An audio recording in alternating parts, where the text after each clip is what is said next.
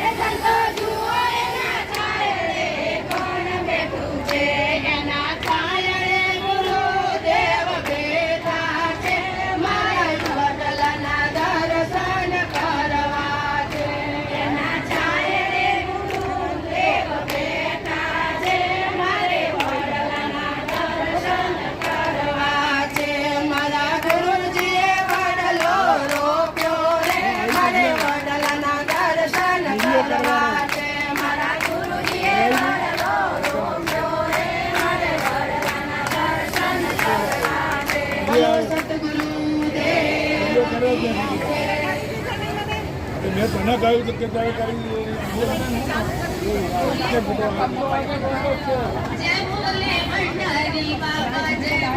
એને કરવાનું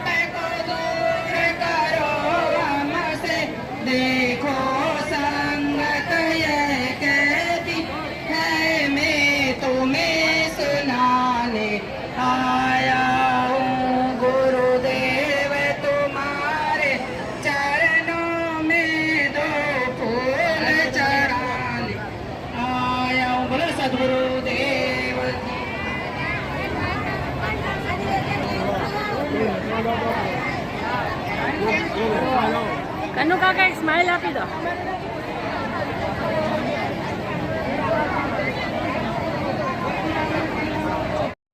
આવી ગરમીમાં તમે બધા જે કાર્યક્રમની આતુરતાની રાહ જોઈ રહ્યા છો તેવા સર્વ ભાઈ બહેનો, નાના ભૂલકાઓ તથા સૌ વડીલો, ખાસ તો મને આ વિષય આપવામાં આવે છે કે વસ્તી ગણતરી વિષય. અત્યારે વસ્તી ગણતરી ચાલી રહી છે, આપ સૌને ખબર હશે. ખબર છે બધાને? તમારા ઘેર કોઈ આવ્યું વસ્તી ગણતરી કરવા? હા. કેટલાના ઘેર નહીં આવ્યા? હજી ઘણા બધા ઘેર નહીં આવ્યા. જે હમણાં જ ચાલુ થયું છે. હમણાં જ ચાલુ થયું છે. વસ્તી ગણતરી 1881 માં પહેલા ચાલુ થઈ હતી. દર 10 વર્ષે થાય છે. એટલે દર 10 વર્ષે વસ્તી ગણતરી ભારતમાં થતી હોય છે. વસ્તી ગણતરી ઉપરથી આપણા દેશનું અર્થતંત્ર નક્કી થાય કે ક્યાં વસ્તી વધારે છે, ક્યાં મકાન આપવા, ક્યાં હોસ્પિટલ આપવી, ક્યાં રોડ આપવા, ક્યાં રસ્તા આપવા, ક્યાં બ્રિજ આપવા, બધી વસ્તુ ક્યાં ક્યાં કેવી રીતે ડેવલપિંગ કરવું, એ બધો આધાર વસ્તી ગણતરી ઉપર છે. એટલે તમારા ઘેર જેટલા બી લોકો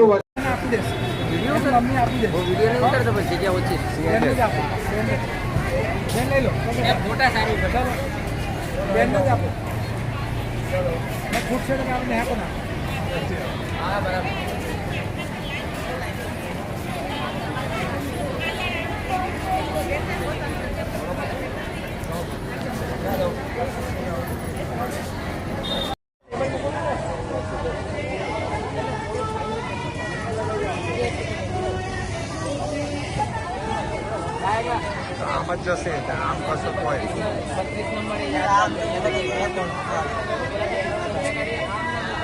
બસ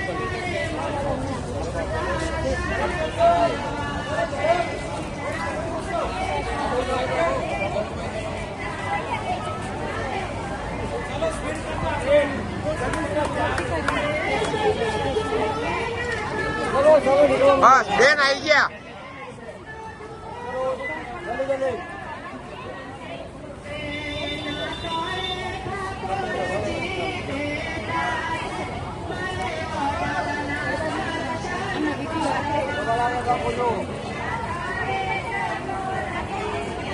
બકુલ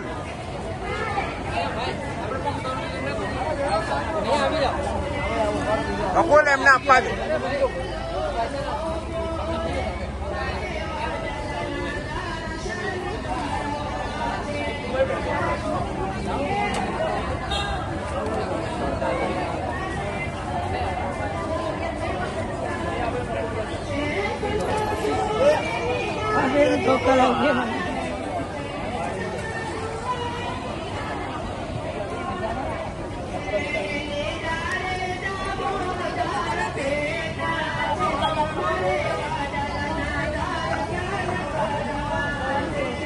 બકુલ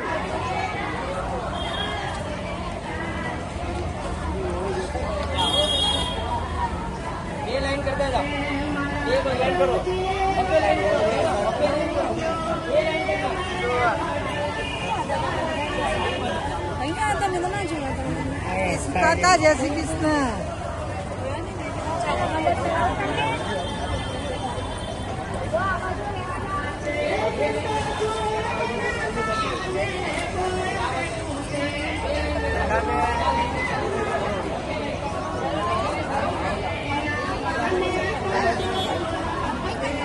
બકુલ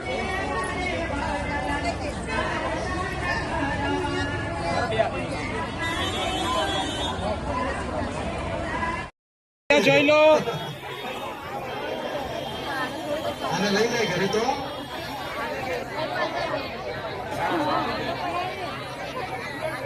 નહીં એમને હાથમાં આપીને ફેરવી દો આ બાજુ. હા હા ઘરે આપશો. કાલે 200 બાળકોને આપણે અહીંથી ચોપડા અહીંયા જોઈ લો. આખો બાળકોને એટલે રોજ અહીંથી 200 રૂપિયા ડઝન આપણે ચોપડા વેચવાનું બધા અહીંયા જોઈ લો. જેના પણ બાળકોને જોતા હોય. ગાયત્રી માતાની જય. આજે જે કમલેશભાઈ અને ગિરીશભાઈ ની મહેનત રંગ લાવી છે એમ કહીએ તો ચાલે.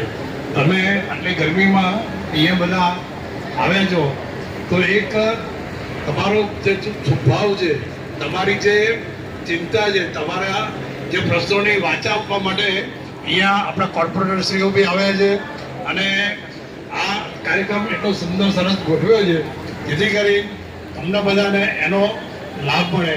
આજે જીવન તીર્થ મહિલા બચત મંડળ આ સંસ્થા આખી બહેનોની છે. બહેનો જે સવારે શ્રમ તો કરે છે અને આખું શહેર સ્વચ્છ રાખે છે અને આ એમની મહેનત ને એમની જે વ્યવસ્થા કમલેશભાઈએ કરી છે એ દાદ માંગી રહેવી છે. આજે બચત મંડળી ચાલે છે.